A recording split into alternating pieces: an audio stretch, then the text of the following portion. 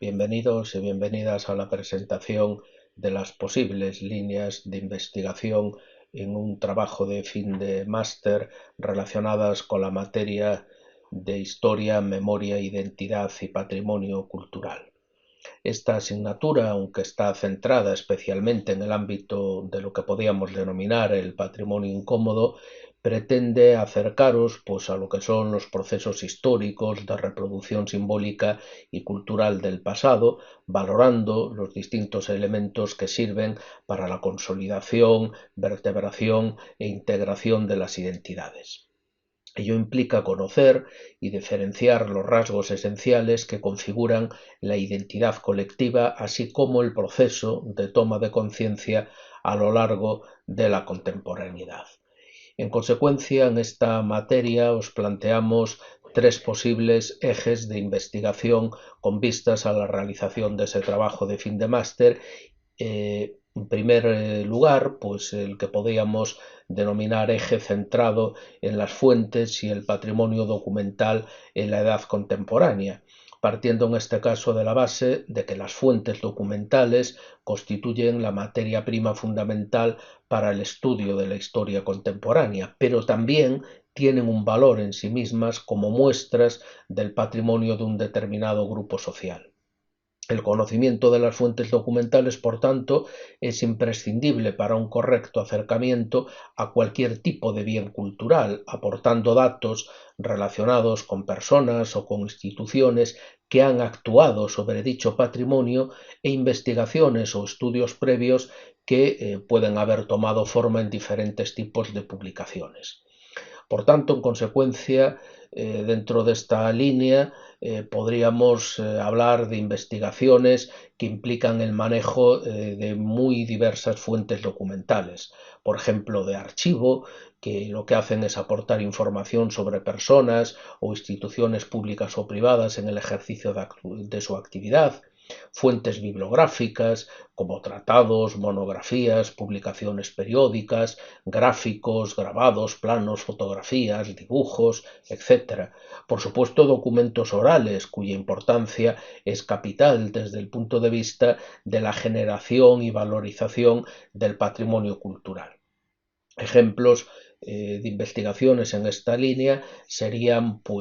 trabajos realizados desde una perspectiva de analizar el interés cultural y patrimonial de archivos privados, de publicaciones periódicas como puedan ser los periódicos, como en el ejemplo que tenéis aquí de una investigación de este tipo, investigaciones orientadas a la recuperación, la conservación y la valorización del patrimonio fotográfico o documental, a la recuperación, conservación y valorización de documentos orales relativos a diferentes temáticas que se os puedan ocurrir.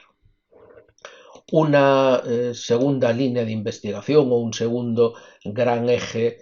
temático tendría que ver con lo que podríamos llamar el proceso de construcción de identidades y de generación de patrimonio cultural. Es decir, como sabéis, el concepto de identidad cultural encierra un sentido de pertenencia a un grupo social con el que se comparten rasgos culturales como costumbres, valores, creencias, y en este sentido es evidente que la identidad no es un concepto fijo, sino que se recrea individual y colectivamente y también se alimenta de forma continua de la influencia exterior.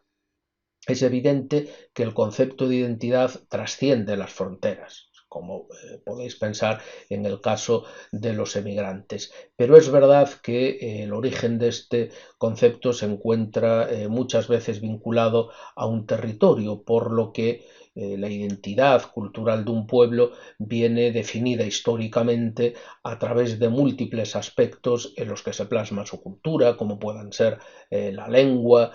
o como puedan ser las relaciones sociales, los ritos, las ceremonias propias o los propios comportamientos colectivos, es decir, lo que llamamos los sistemas de valores y creencias.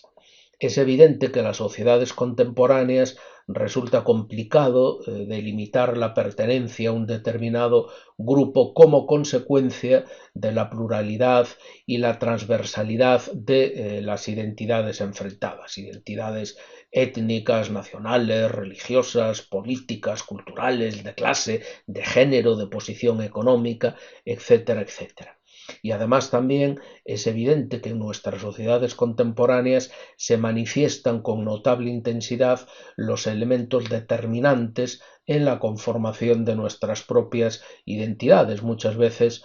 contrapuestas. Y por tanto, pues esto nos lleva a la posibilidad de generación de formas muy variadas de patrimonio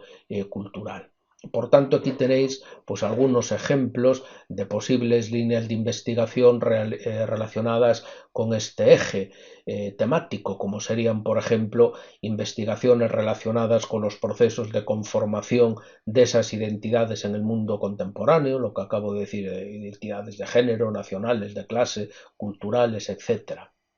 O bien investigaciones centradas en las políticas de identidad, pero entendidas en este caso como un mecanismo de acción en diferentes ámbitos de poder. La utilización de las identidades pues, al servicio del poder o como estrategia de poder.